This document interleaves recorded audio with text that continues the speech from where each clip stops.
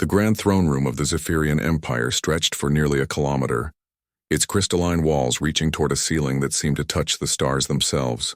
Thousands of beings from across the galaxy had gathered for what many considered the most important event in recent galactic history, the trials of ascension that would determine the next supreme overlord of the known universe. Captain Jake Morrison stood among the assembled crowd, his simple Earth military uniform looking painfully out of place among the elaborate ceremonial garments worn by representatives from hundreds of advanced civilizations. At 6 feet tall with brown hair and unremarkable features, he appeared almost comically ordinary compared to the towering crystalline beings, the graceful energy-wreathed entities, and the magnificently armored warriors that surrounded him. At the far end of the throne room, elevated on a platform of pure light, sat Princess Zaratheth of the Zephyrian royal house. Even from this distance, Jake could see why she was considered one of the most beautiful beings in the galaxy. Her skin held the pale blue luminescence of her people, while her silver hair flowed like liquid starlight down past her shoulders. Most striking were her violet eyes, which seemed to hold the wisdom of millennia despite her relatively young age of 300 years. The princess wore robes that shifted between dimensions, creating patterns that hurt to look at directly. Around her neck hung the crown jewel of Zephyr, a gem said to contain the concentrated essence of a collapsed star. She radiated power and authority in a way that made every being in the room instinctively defer to her presence. Citizens of the galaxy, Princess Zaratheth's voice carried clearly across the vast space without any technological amplification, a demonstration of the psychic abilities that made her people natural rulers. We gather today to witness the ancient trials of ascension. For 10,000 years, these trials have determined who among us possesses the strength, wisdom, and capability to lead our combined civilizations into the future. Jake shifted uncomfortably as hundreds of alien eyes turned toward the small group of potential candidates standing in the center of the room. There were only 12 of them, each representing what their species considered their absolute finest warrior, strategist, or leader. The Altarian delegate stood nearly 10 feet tall, his crystalline body refracting light in patterns that created natural weapon projections. Beside him, the Vorthan representative was a being of pure energy, contained within an advanced technological framework that allowed him to interact with physical matter. Then there was Jake Morrison, a human from a planet that had only achieved faster-than-light travel 15 years ago. The trials will test not only physical prowess, the princess continued, but mental acuity, strategic thinking, leadership capability, and the intangible quality we call cosmic resonance, the ability to harmonize with the fundamental forces that govern our universe. A low murmur rippled through the crowd as they contemplated the challenges ahead. The trials of ascension were legendary for their difficulty. In the past 10,000 years, only 3 beings had successfully completed all 7 tests, and each had gone on to rule the galaxy with wisdom and strength that became the stuff of legend. However, Princess Zaratheth said, her voice taking on an amused tone that caused the entire assembly to fall silent, this year's trials include a most unusual participant. Her violet gaze fell directly on Jake, and he felt the weight of her attention like a physical force. Around him, the other delegates and spectators followed her look, many of them seeing him clearly for the first time. A human, she continued, and Jake could hear the barely contained laughter in her voice. From the primitive world called Earth, a species so young that they still use projectile weapons and chemical propulsion for interstellar travel. The laughter that erupted from the crowd was not malicious, but it was definitely condescending. To most of these beings, humans were barely above the level of clever animals who had stumbled upon space travel through lucky accidents, rather than true advancement. Princess Zaratheth raised her hand for silence, though Jake could see the amusement dancing in her eyes. I confess I am curious to see how this ambitious little creature fares against opponents who have mastered technologies beyond his comprehension. Jake felt heat rise in his cheeks, but he kept his expression neutral. He had expected this reaction. Earth's admission to the Galactic Council had been controversial, with many species arguing that humans were too primitive and aggressive to participate in civilized galactic society. The princess stood gracefully, her movements creating ripples in the dimensional fabric of her robes. In the spirit of entertainment, I propose a wager to make these trials more interesting. The crowd leaned forward eagerly. Princess Zaratheth was known for her sharp wit and love of games that tested not just skill, but character. If this human somehow manages to triumph in the trials of ascension, she said, her voice carrying clearly to every corner of the vast chamber, if he can defeat beings thousands of years more advanced than his primitive species, if he can prove that humanity deserves a place among the galaxy's elite. She paused dramatically, her eyes fixed on Jake with an expression of amused disbelief. Then I, Princess Zaratheth, heir to the Zephyrian Empire and keeper of the crown jewel, will bind myself to him as his bride for all eternity. The silence that followed was absolute. Such a statement from royalty of her stature was not just a casual wager. It was a binding cosmic oath that would be enforced by the fundamental laws that governed reality itself. Then the laughter began. First as scattered chuckles from the crowd, then building into waves of mirth that echoed off the crystalline walls. The idea of a primitive human defeating the galaxy's finest warriors and strategists was so absurd that even the normally dignified alien dignitaries were wiping tears from their eyes. Jake felt every laugh like a physical blow, but he also felt something else stirring within him, a cold determination that had gotten him through every impossible situation he had ever faced. He had not come here expecting to win, but he had not come here to be humiliated either. Princess Zaratheth seemed to be enjoying the crowd's reaction immensely. Of course, she added when the laughter finally died down, when he fails, as he inevitably must, humanity's participation in galactic affairs will be suspended for 100 years, while they develop the wisdom and humility appropriate to their actual station in the cosmic order. The stakes had just become much higher than Jake had anticipated. This was no longer just about personal glory or proving human worth. The future of his entire species' relationship with the galaxy now hung in the balance. "Do you accept these terms, little human?" Princess Zaratheth asked, her voice carrying a musical quality that made even her mockery sound beautiful. Jake stepped forward, ignoring the whispers and snickers from the crowd. When he spoke, his voice was steady and calm, carrying the authority he had earned through years of command in the Earth Defense Forces. "I accept your wager." "Your Highness," he said, meeting her violet gaze directly, "and I look forward to discussing the wedding arrangements after I complete your trials." The silence that followed was very different from before. There was no amusement now, only shock at the human's audacity.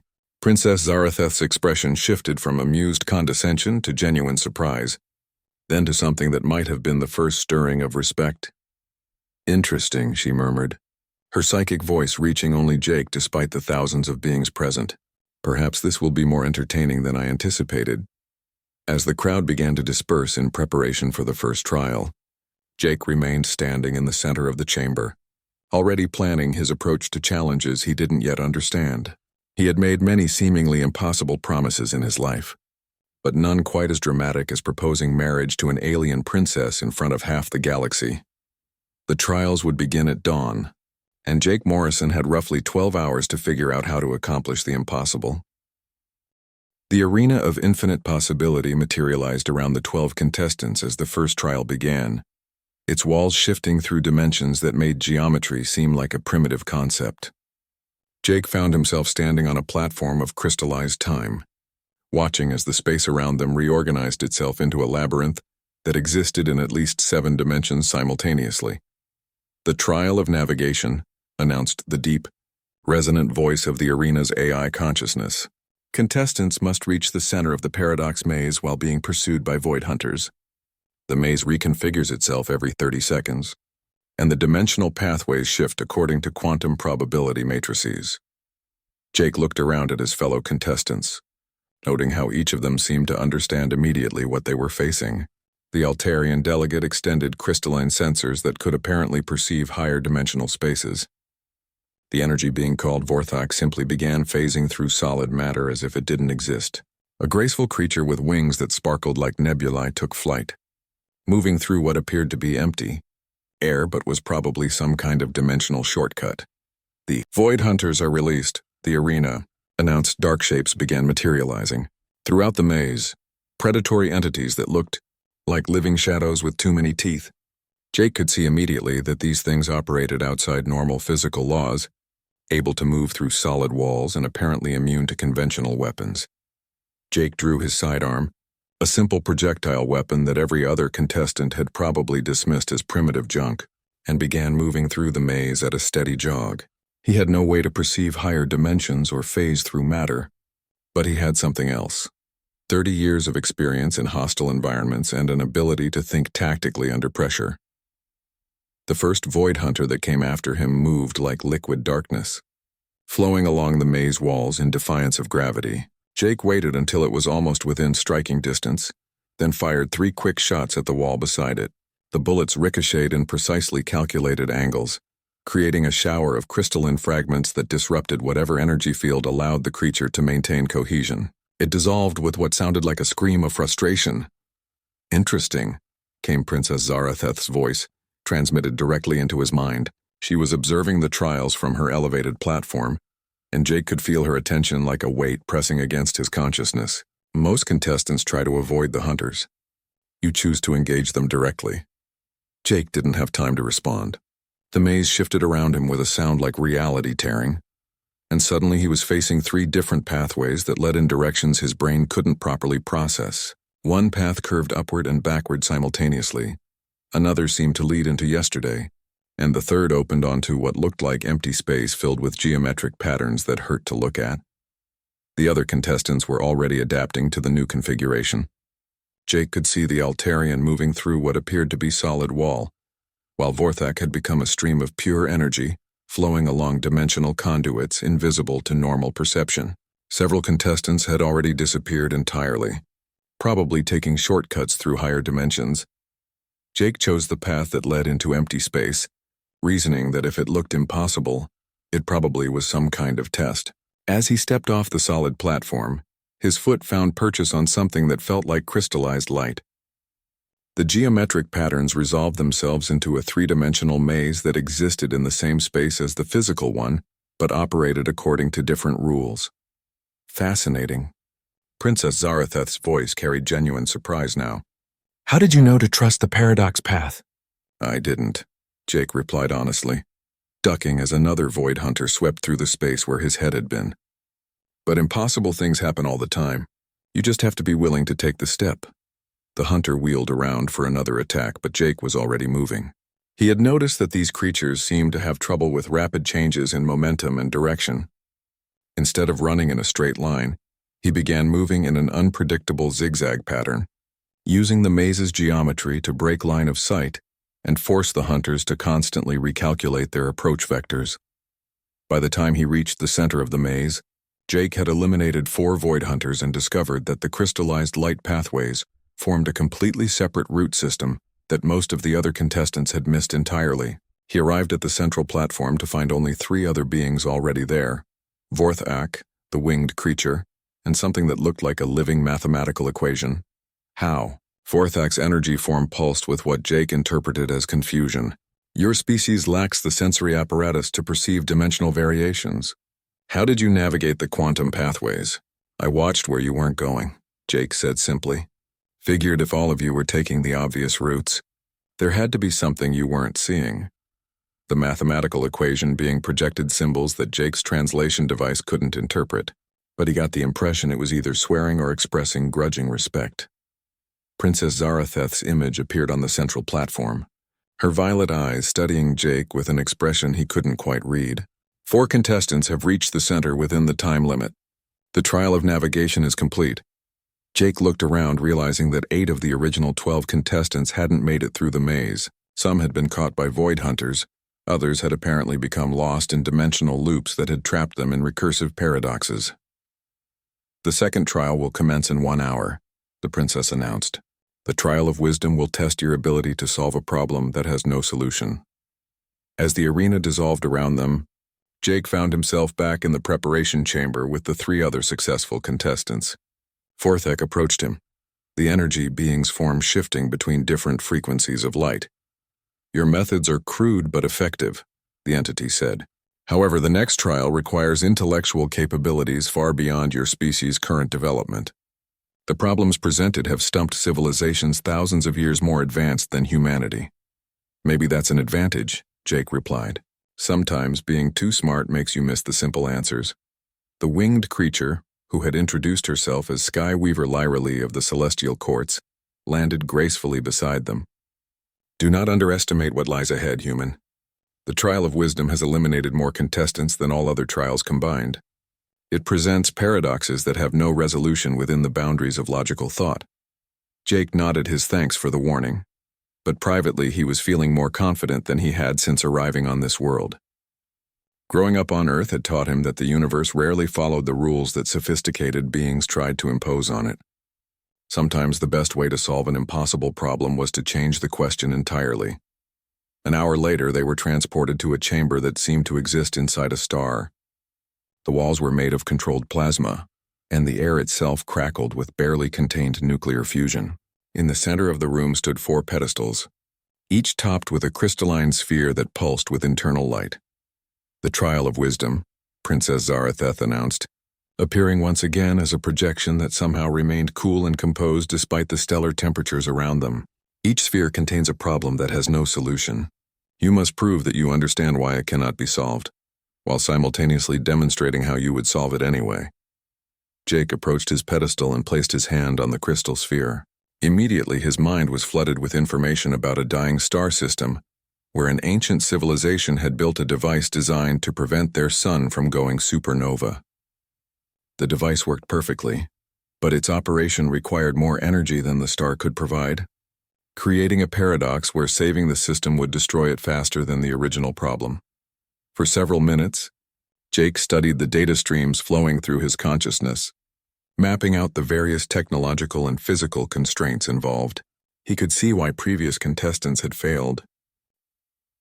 Any logical approach to the problem led to contradictory requirements that couldn't be satisfied simultaneously. Then he smiled and began working on his solution. Impossible, he heard Vorthak mutter from the next pedestal over. The quantum matrices cannot be resolved without violating fundamental conservation laws. The logical framework is self-defeating, agreed the mathematical equation. Jake ignored them and continued refining his approach. Around him, the stellar plasma walls began to pulse more rapidly, indicating that time was running out. He could feel Princess Zaratheth's attention focused on him with laser-like intensity. Finally, he lifted his hand from the sphere and stepped back. I'm finished, he announced. The other contestants stopped their work and stared at him in disbelief. Even Princess Zaratheth's usually composed expression showed surprise. Show us your solution, she commanded.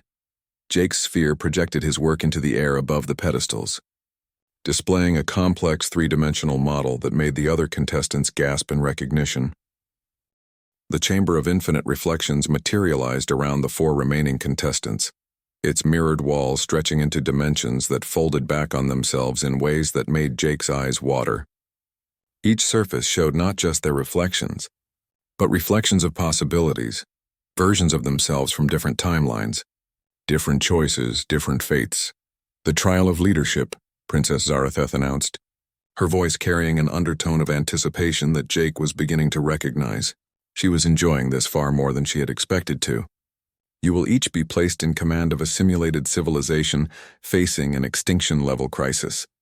Your people will judge your leadership not by your orders, but by whether they choose to follow you when following means certain death.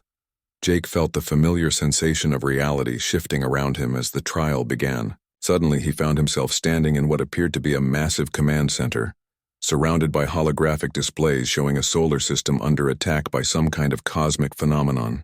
But these weren't just computer simulations.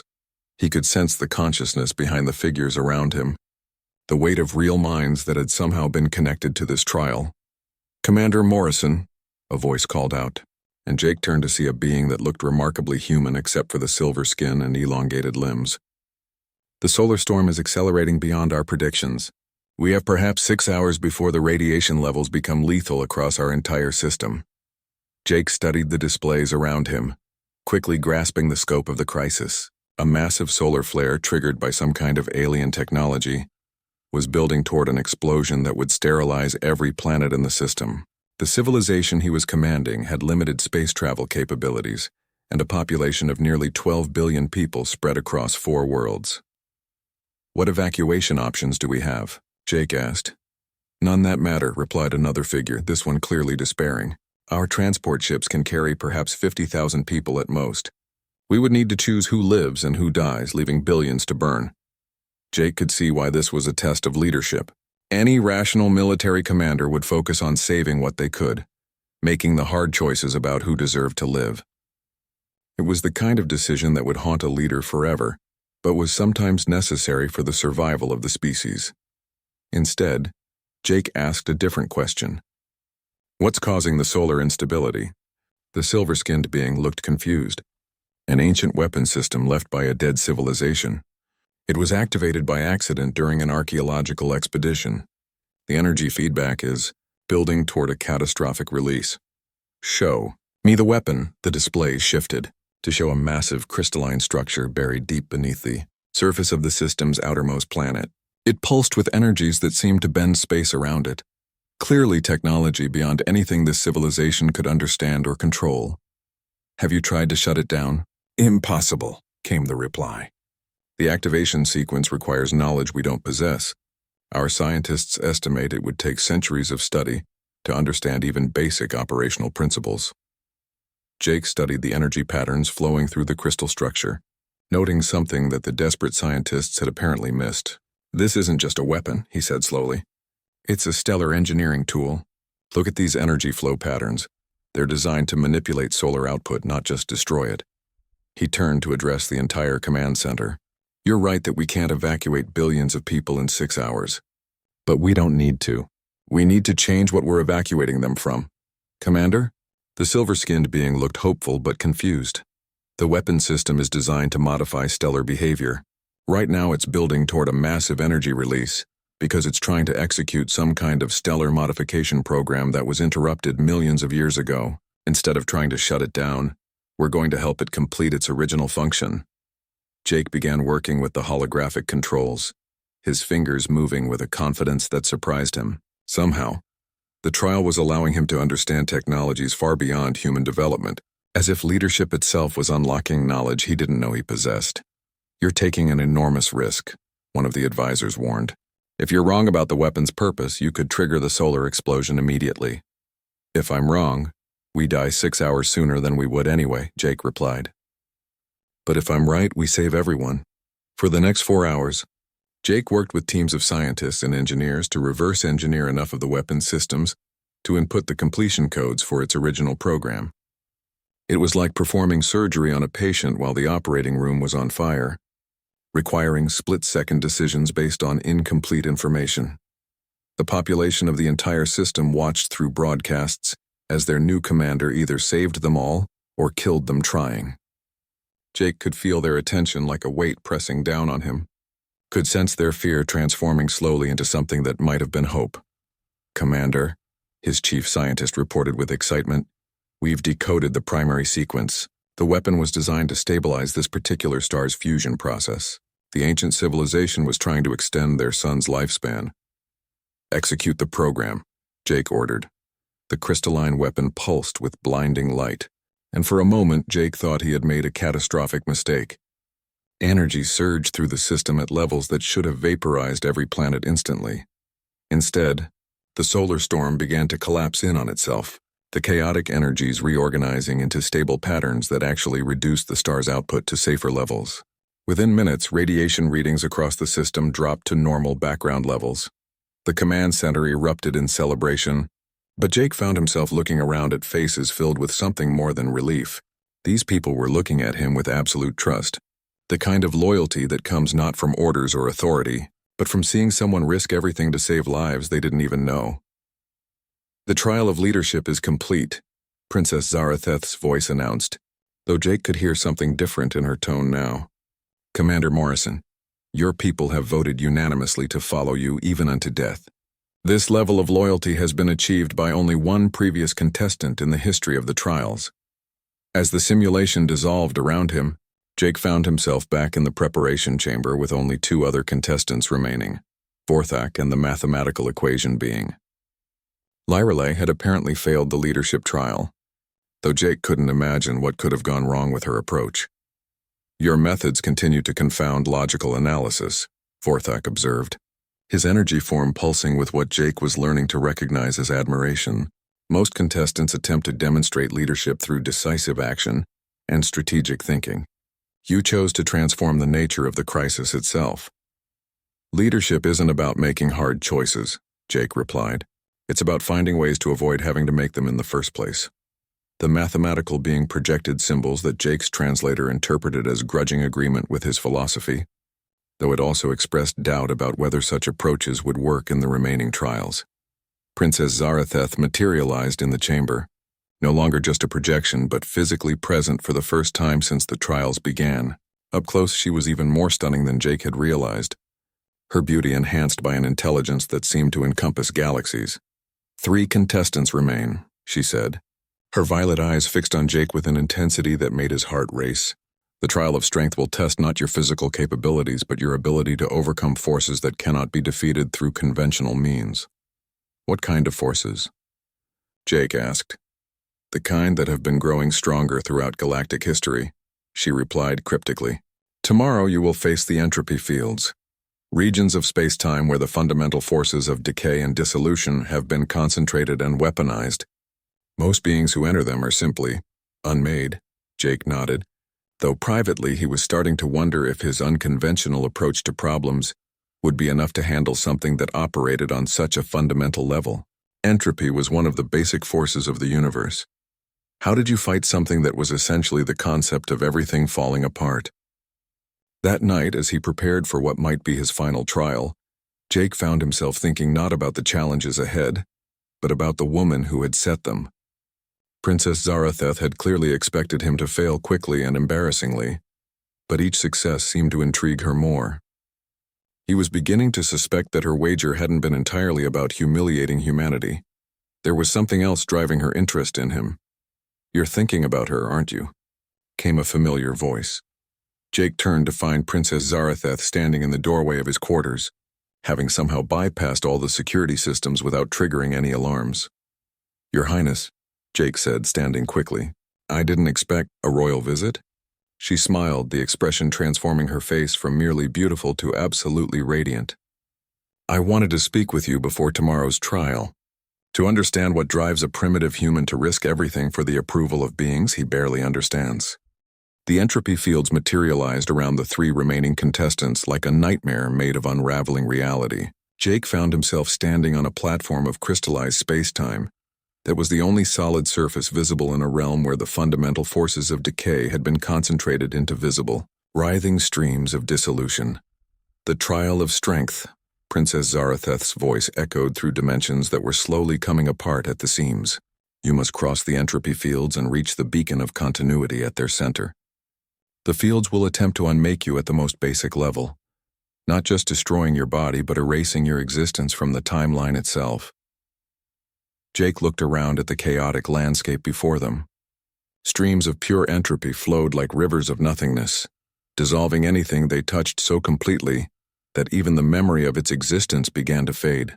In the distance, he could see their destination, a tower of pure light that seemed to be the only thing in this realm capable of maintaining its structural integrity. Vorthak had already begun moving, his energy form dispersing itself into quantum particles too small and fast for the entropy streams to target effectively. The mathematical equation being had transformed itself into a series of abstract concepts that existed in theoretical space rather than physical reality, making it nearly immune to forces that required matter to affect. Jake looked down at his simple human body and wondered how flesh and blood was supposed to survive in a place where even the concept of existence was under attack. Then, he noticed something the others had missed. The entropy streams moved in patterns, flowing around certain areas like water avoiding rocks in a riverbed. These weren't random forces. They were following some kind of underlying structure that created safe passages for anyone smart enough to recognize them. Interesting choice, came Princess Zaratheth's voice directly in his mind. Most contestants attempt to fight their way through the fields or find ways to become immune to entropy. You're looking for the spaces between the attacks. Jake began moving carefully along what appeared to be empty air, but felt solid beneath his feet. The entropy streams flowed past him on both sides, close enough that he could feel their reality-dissolving effects tugging at the edges of his existence. "The safe paths aren't random," he said, speaking aloud even though he knew she could hear his thoughts. "They form a pattern, like someone designed this place to be crossed by people who could see the underlying order. The entropy fields were created by an ancient race called the Void Architects," Princess Zaratheth explained. "They sought to weaponize the forces of cosmic decay, but they needed a way to traverse their own creation safely." Jake followed the invisible pathways deeper into the fields, noting how they spiraled inward toward the central beacon, in a complex geometric pattern that reminded him of something he had seen before. As he walked, he began to understand not just how to navigate the fields, but why they had been created in the first place. This isn't just a weapon, he realized. It's a testing ground. The Void Architects built this to identify beings capable of perceiving order within chaos. Ahead of him, Vorthak was making good progress as a dispersed quantum field, but Jake could see that the energy being was having to work harder and harder to maintain cohesion as the entropy effects accumulated. The mathematical entity was doing better, existing as pure concept rather than physical form, but even abstract ideas could be eroded by sufficient exposure to dissolution forces. Jake, meanwhile, was moving faster as he became more attuned to the pattern underlying the safe pathways. What had started as careful steps along invisible roads was becoming a confident stride through what others saw as impassable chaos. "How are you doing that?" Vorthak's voice carried strain as the energy being struggled to maintain particle coherence. "I'm not fighting the entropy," Jake replied. "I'm dancing with it." The deeper into the fields they went, the more apparent it became that Jake's approach was not just working, but working better than the more sophisticated methods his competitors were using. By the time they were halfway to the beacon, Vorthak was beginning to show signs of structural breakdown, while the mathematical entity was losing conceptual clarity, as entropy eroded the logical frameworks that defined its existence. Impossible, the equation being projected, its symbols becoming increasingly distorted. Entropy is the fundamental force of dissolution. It cannot be danced with or negotiated with. It simply destroys. Not destroyed, Jake corrected, leaping across a particularly wide entropy stream with a confidence that surprised him. Transformed. Entropy doesn't eliminate energy, it redistributes it. If you can read the redistribution patterns, you can predict where the safe spaces will be. Princess Zaratheth's mental presence in his consciousness felt warmer somehow, as if his success was bringing her genuine joy rather than mere surprise. The Void Architects would have been fascinated by your interpretation of their creation. You're treating their weapon as if it were a puzzle to be solved rather than a force to be endured. Maybe that's what it really is, Jake said, now moving at nearly a run along pathways that became clearer and more obvious with each step. Maybe they weren't trying to create the ultimate weapon. Maybe they were trying to create the ultimate test of adaptive intelligence. Behind him, both Vorthak and the mathematical being were falling farther and farther behind. Their approaches, while sophisticated, required enormous amounts of energy to maintain, and the entropy fields were designed to wear down exactly that kind of brute force resistance. Jake reached the beacon of continuity several minutes before his competitors, but instead of simply claiming victory, he did something unexpected. He studied the beacon's structure and realized it was generating the safe pathways throughout the entire field complex. "Princess," he called out, "can you project my voice to the other contestants?" "Done," came her immediate reply. "Vorthak, equation friend," Jake called, "stop fighting the entropy and start reading it. Look for the mathematical harmony underlying the chaos. The beacon isn't just the destination, it's the generator of the pattern that creates the safe paths." For a moment, Jake thought his competitors might ignore his advice. After all, he was helping them compete against him in a trial that could determine the fate of his entire species. Then Vorthak shifted approach, reorganizing his energy form to resonate with the entropy flows rather than resist them. The mathematical being began analyzing the dissolution patterns as equations rather than threats. Both began moving much more efficiently toward the beacon. "Why are you helping them?" Princess Zaratheth asked, her mental voice filled with curiosity. "Because winning by letting others fail isn't really winning," Jake replied. "If I'm going to prove that humans deserve a place among the galaxy's elite, I want to do it by demonstrating our best qualities, not our worst ones." When all three contestants finally stood together at the beacon of continuity, the entropy fields began to dissolve around them, returning them to the normal space of the trial arena. Princess Zaratheth appeared before them, but this time her expression was completely different from the amused condescension she had shown at the beginning. "The trial of strength is complete," she announced. "All 3 contestants have successfully crossed the entropy fields, though through very different methods." Vorthak's energy form pulsed with what Jake recognized as gratitude. "Your guidance saved my existence, human. I would have eventually succeeded through pure persistence, but the energy cost would have left me unable to continue to the final trial." The mathematical, being projected symbols that translated as profound respect and an acknowledgement that Jake's approach had revealed aspects of the entropy fields that millennia of study had failed to uncover. "2 trials remain," Princess Zaratheth continued, but now her voice carried a note of uncertainty that hadn't been there before. "The trial of sacrifice will test your willingness to give up what you value most for the good of others. And the final trial of transcendence will challenge you to become something greater than what you are." As they were transported back to the preparation chambers, Jake caught Princess Zaratheth's arm gently. "Can I ask you something?" he said. She nodded, her violet eyes studying his face with an intensity that made his heart race. "When you made your wager, were you really expecting me to fail? Or were you hoping I'd surprise you?" Princess Zaratheth was quiet for a long moment, her expression cycling through emotions Jake couldn't quite identify. Finally, she smiled, not the amused, condescending expression she had worn during the opening ceremony, but something warm and genuine and a little vulnerable.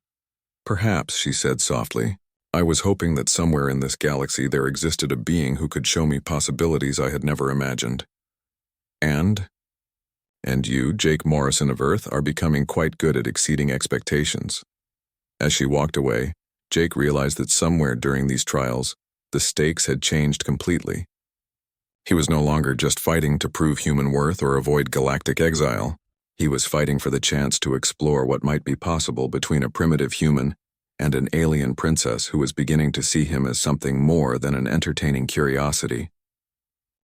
The Chamber of Ultimate Choice materialized around the 3 remaining contestants as a vast, empty space filled only with shifting light patterns that seemed to respond to their deepest thoughts and emotions. Jake felt exposed in a way that had nothing to do with physical vulnerability. This place seemed to see directly into his soul. "The trial of sacrifice," Princess Zaratheth announced, her voice carrying a weight of solemnity that made Jake realize this test was fundamentally different from the others. "Each of you will be presented with a choice. To proceed to the final trial, you must willingly give up the thing you value most in existence, not lose it through failure or have it taken from you, but consciously choose to sacrifice it for a greater good." 3 pedestals rose from the chamber floor, each topped with a crystalline sphere that pulsed with inner light. As Jake approached his pedestal, he could feel the sphere scanning not just his mind but the deepest parts of his identity, cataloging everything he held dear to determine what loss would cost him the most. "The sacrifice must be real," Princess Zaratheth continued. "Whatever you choose to give up will be permanently lost to you. The trial does not return what is taken. You will live with the consequences of your choice for the remainder of your existence." Jake placed his hand on his sphere and immediately felt his consciousness expand to encompass a scenario that was both simulated and terrifyingly real. He found himself standing in a command center overlooking Earth, watching as massive alien ships descended through the atmosphere toward his homeworld. "The invasion has begun," reported a familiar voice, and Jake turned to see Admiral Harrison at a tactical station nearby. "We estimate 24 hours before Earth's primary population centers are completely overrun." "What are our options?" Jake asked, though he already suspected what he was going to be told. "Limited," Harrison replied grimly. "However, we've received an offer from the attacking fleet. They're willing to spare Earth and withdraw entirely, but only if we hand over our most advanced military commander for execution. They want to make an example that will discourage other species from resisting their expansion." Jake understood immediately. The trial was asking him to sacrifice his own life to save his world. It should have been an easy choice, one life for billions. But as he studied the tactical displays, he realized the situation was more complex than it appeared. "Admiral, what happens to Earth's defense capabilities if I'm gone?" Harrison's expression was pained. "Jake, You've been training our officers and developing our strategies for 15 years. Without your knowledge and experience, we'd be defenseless against future attacks. Other hostile species would see our vulnerability and move against us within months. The true nature of the sacrifice became clear. Jake could save Earth now by giving up his life, but doing so would leave his species vulnerable to future attacks that would eventually destroy them anyway. Or he could refuse to sacrifice himself, leading to Earth's immediate destruction but preserving the strategic knowledge that might help human colonies elsewhere survive and eventually flourish. It was a choice between certain death now or probable death later, between saving the world he loved or saving the species he was sworn to protect. Jake closed his eyes and made his decision. "I refuse the trade," he said quietly. "I will not sacrifice myself to save Earth." The simulation around him exploded into chaos as the alien fleet began its bombardment. He watched his homeworld burn, saw the cities where he had grown up disappear in nuclear fire, felt the deaths of billions of people weighing on his conscience like physical wounds. But he also saw something else. Human colonies in distant systems receiving his final strategic transmission, learning from Earth's destruction, preparing defenses that would allow humanity to survive and eventually strike back. His choice condemned his world, but saved his species. When the simulation ended, Jake found himself back in the chamber, tears streaming down his face.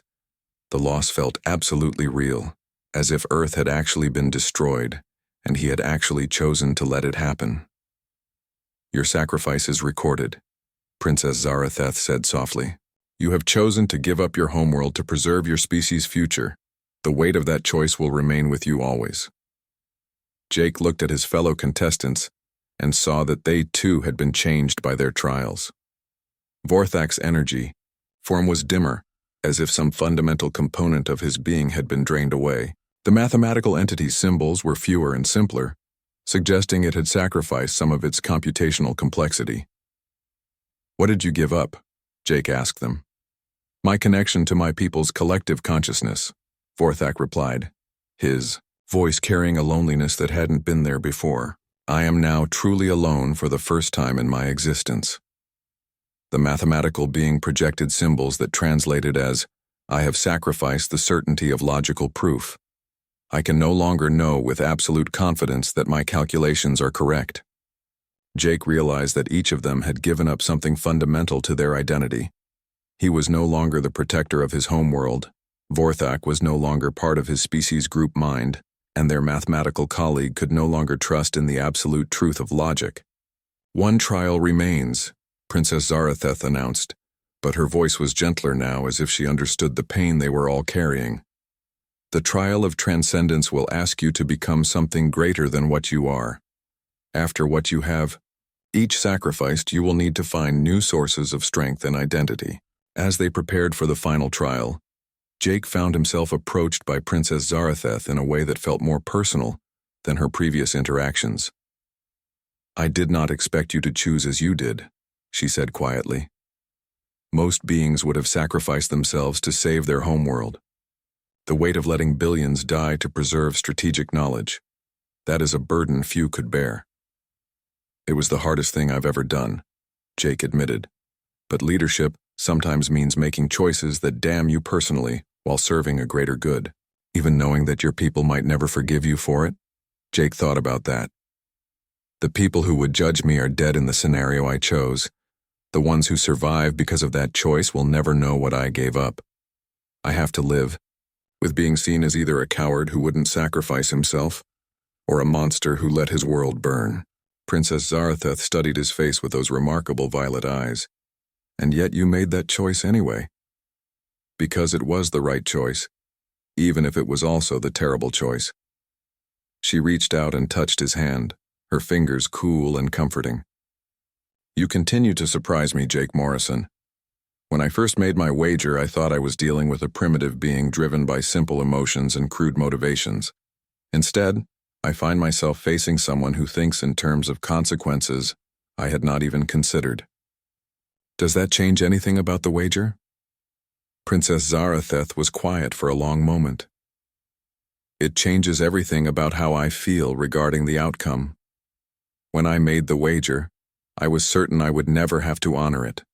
Now, now, now, I find myself hoping you succeed in the final trial, while simultaneously terrified of what that success would mean for both of us. Jake looked into her eyes and saw something that made his heart race. Not just respect or admiration, but something deeper and more complex. What are you afraid of? I am afraid, she said softly, that I am falling in love with a being whose species I barely understand, whose world I have never seen, whose lifespan is a fraction of my own. I am afraid that even if you win these trials, we will discover that the gulf between our peoples is too vast to bridge. Or, Jake said, moving closer, we might discover that some connections transcend species, worlds, and time. Is that what you believe? Jake thought about everything that had brought him to this moment, the impossible trials, the growing connection he felt with this remarkable woman, the sacrifices they had both made. I believe that the universe has a sense of humor, and sometimes it puts people together in the most unlikely circumstances to see what they'll make of the opportunity. Princess Zaratheth smiled, the expression transforming her face in a way that made Jake forget they were surrounded by advanced alien technology in a chamber designed to test the limits of conscious beings. Tomorrow is the final trial, she said. Whatever happens, I want you to know that you have already achieved something I thought impossible. What's that? You have made me believe in possibilities I never imagined. As they parted for the night, Jake realized that the final trial wouldn't just determine whether he became supreme overlord of the galaxy or whether humanity gained acceptance among the stars. It would determine whether two beings from completely different worlds could find a way to build something together that was greater than either of them could achieve alone. The trial of transcendence awaited, and Jake had the feeling it would test not just his ability to become something more than human, but his capacity to help someone else transcend the limitations of what they thought possible. The chamber of infinite becoming stretched endlessly in all directions, its walls composed of pure possibility that shifted and flowed like liquid starlight. Jake stood with Vorthak and the mathematical entity on a platform that seemed to exist at the intersection of all potential futures, feeling the weight of the final trial pressing down on him like the gravity of a collapsing star. The trial of transcendence, Princess Zaratheth announced, her voice carrying across dimensions that folded space around her words. To become supreme overlord, you must transcend the limitations of your current existence and become something greater than what you are, not through technology or external enhancement, but through a fundamental evolution of consciousness itself. Jake felt the chamber begin to scan him, probing not just his mind but the very essence of what made him human. The sensation was unlike anything he had experienced, as if his soul was being gently dissected and examined by forces that existed beyond normal space and time. Each contestant will face a personalized transcendence challenge, the princess continued. You must overcome not just your species' limitations, but your individual psychological boundaries.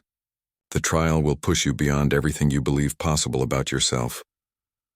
3 archways materialized in the chamber, each one leading to a corridor that seemed to extend into infinity. Jake approached his archway and felt reality shift around him as he crossed the threshold.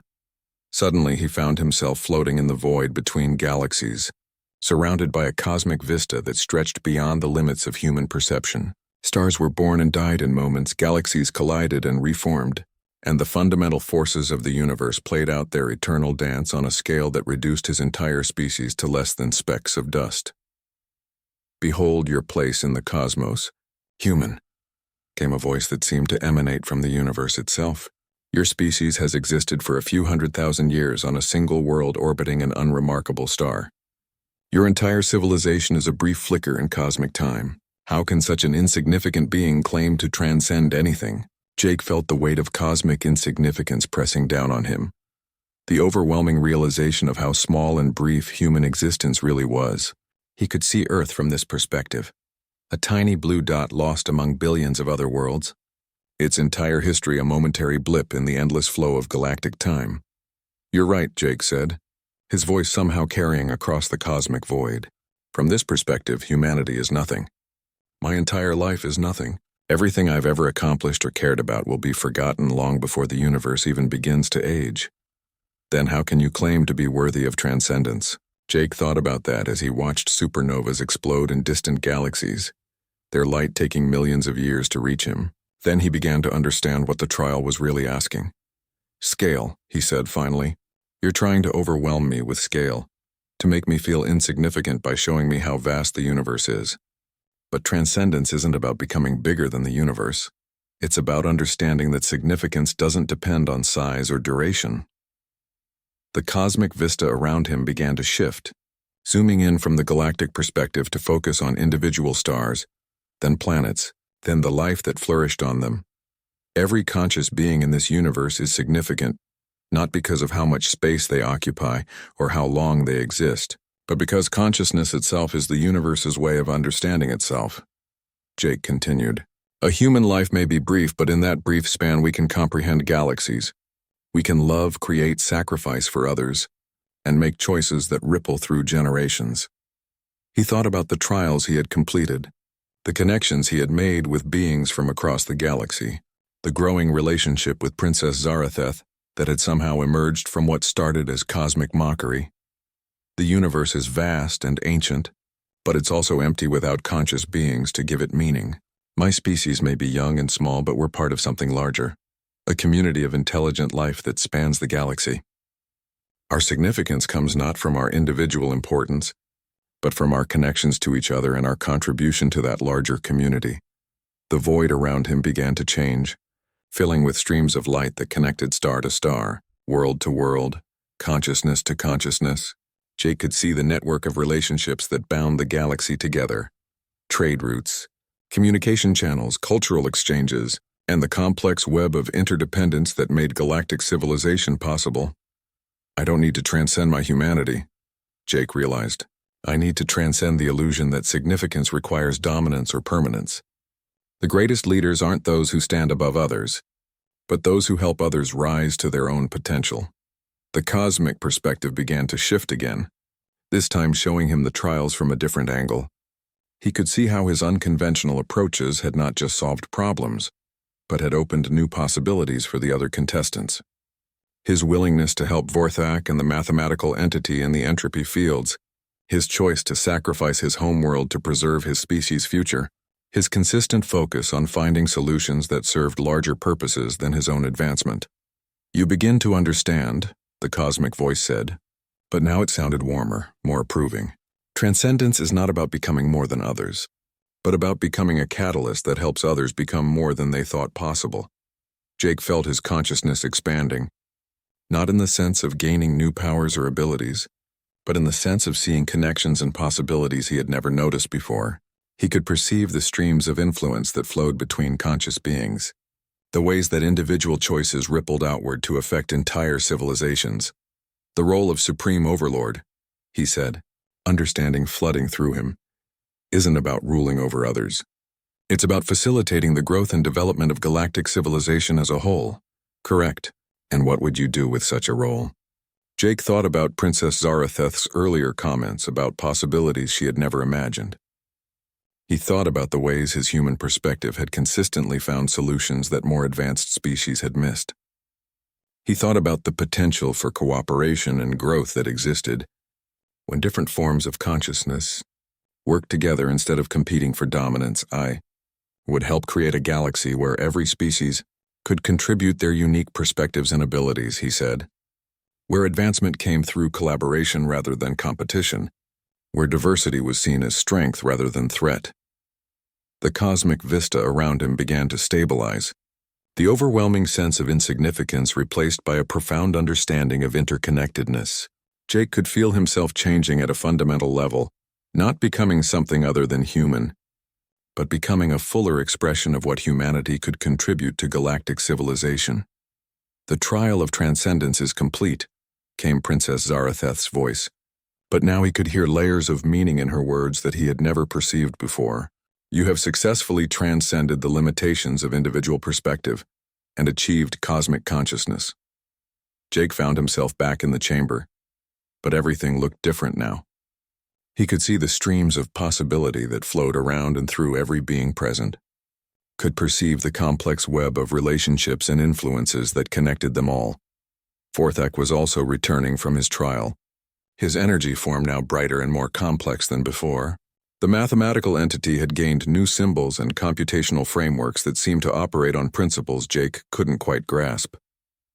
"We have all achieved transcendence," Princess Zaratheth announced, but her voice carried something Jake had never heard before: uncertainty.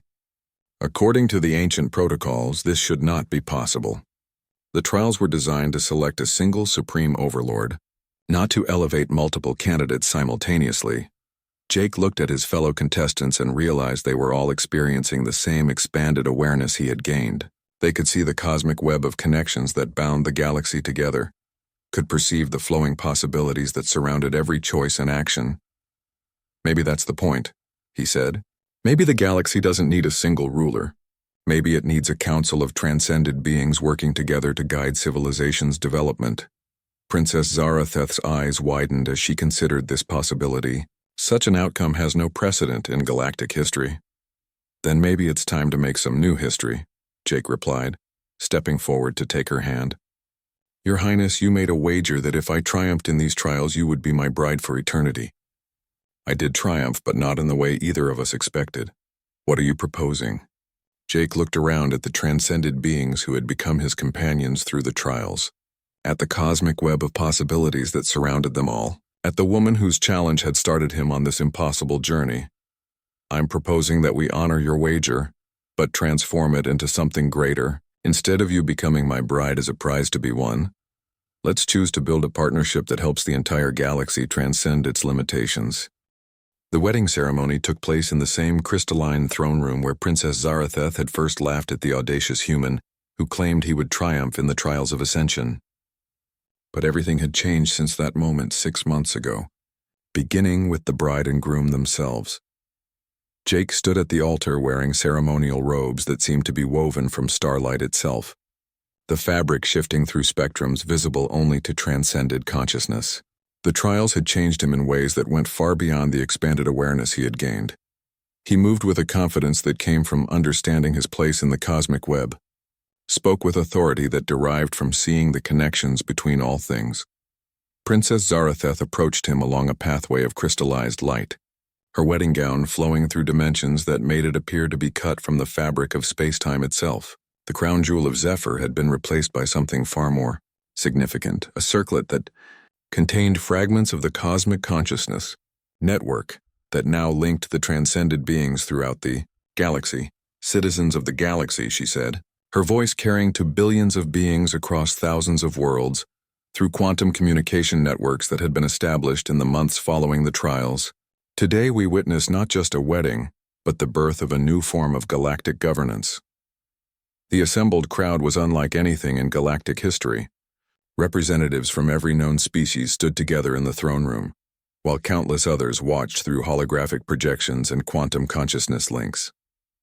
What made it truly unprecedented was the presence of the other transcended, beings who had emerged from trials conducted on dozens of worlds following Jake's success. The original trials had been intended to select a single supreme overlord, but Jake's transcendence had revealed something the ancient trial designers had never anticipated. The galaxy had evolved to a point where consciousness itself was ready to take the next step, and beings from every species were proving capable of achieving transcendence when properly challenged. Forthak stood to Jake's right as his best man, the energy being's form now stable and radiant with the expanded awareness he had gained. To Princess Zaratheth's left stood Lirelai, the winged being who had failed the original leadership trial but had succeeded brilliantly when given a second chance under the new protocols Jake had helped design. "The traditional wedding vows speak of two becoming one," Princess Zaratheth continued. "But today we celebrate something more complex, two beings choosing to remain distinct while creating something greater than either could achieve alone." Jake smiled as he remembered their private conversations over the past months, the long discussions about how to build a relationship between beings from completely different species, with different lifespans, different cultural backgrounds, different ways of perceiving reality itself. They had ultimately decided that their differences were not obstacles to overcome, but resources to be celebrated. "Jake Morrison," Princess Zaratheth said, turning to face him directly. "When you first declared your intention to claim me as your bride, I laughed because I could not imagine how such different beings could find common ground. Now I understand that common ground was never the goal. Complementary growth is far more interesting." "Zaratheth of the House of Zephyr," Jake replied, using the more personal name she had given him permission to use. "When you challenged me to prove humanity's worth, I thought I was fighting for my species' place in galactic civilization. Instead, I discovered that the real challenge was learning to see beyond the boundaries we create in our own minds." The ceremony that followed blended traditions from dozens of cultures, creating something entirely new that honored their separate origins while celebrating their chosen unity. Jake exchanged rings with Zaratheth that were forged from metals found only in the cores of neutron stars, while she gave him a pendant containing crystallized time that would allow them to share moments across the vast distances their new responsibilities would sometimes require. But the most significant part of the ceremony came when they performed the ritual of cosmic binding, linking their transcended consciousness in a way that created a permanent connection, while allowing each to maintain their individual identity. As their minds touched across the quantum framework that now linked all transcended beings, Jake felt the full scope of what they were creating together. The Supreme Overlord position had been transformed into the Council of Transcendence, with Jake serving as first speaker, and Zaratheth as second speaker of a governing body that included representatives from every major species in the galaxy. Instead of rule through domination, they were implementing governance through facilitated cooperation, helping species work together to solve problems that no single civilization could handle alone. "The wedding is complete," announced the ceremonial AI that had been programmed with protocols from 100 different cultures. "But the partnership we celebrate today extends far beyond the personal bond between these two beings." As if summoned by those words, holographic projections appeared throughout the throne room, showing the results of the past 6 months of cooperation under the new governance model. Trade disputes that had raged for centuries had been resolved through collaborative problem-solving. Scientific discoveries were being shared across species barriers in ways that accelerated advancement for everyone. Most remarkably, 12 different species had successfully achieved their first transcended consciousness candidates, expanding the Council of Transcendence at an unprecedented rate. "The human approach to impossible problems," Zaratheth said, addressing the assembled crowd, "has proven to be exactly what galactic civilization needed. When faced with challenges that seem to have no solution, they ask different questions. When confronted with limitations that appear absolute, they look for ways to change the rules of the game entirely." Jake squeezed her hand gently, feeling the flow of affection and admiration through their consciousness link. "And the Zephyrian ability to perceive long-term consequences and galactic-scale patterns," he replied, "provides the wisdom necessary to implement those innovative solutions without causing unintended chaos." The celebration that followed lasted for 3 days and spanned multiple dimensions, with beings from across the galaxy participating in festivities that honored not just the marriage of two remarkable individuals, but the transformation of galactic civilization itself. Musicians whose songs could alter the fundamental constants of local spacetime performed alongside dancers who moved through folded dimensions, creating art that existed on scales from quantum to cosmic. On the final night of the celebration, Jake and Zaratheth found themselves alone on a balcony overlooking the capital city of Zephyr Prime, watching the lights of 100 different species' architectural styles create patterns that told the story of successful cooperation. "Do you ever miss it?" Zaratheth asked, settling into his arms with the easy intimacy they had developed over their months of courtship. "The simple life you had before the trials?" Jake considered the question seriously. His expanded consciousness could perceive the quantum threads that connected every choice to its consequences, could see the ripple effects of every decision spreading across the galaxy, like waves in a cosmic ocean. The responsibility was enormous, but so was the potential for positive change. "I miss the illusion that my choices only affected a small number of people," he said finally, "but I don't miss the limitations that illusion created.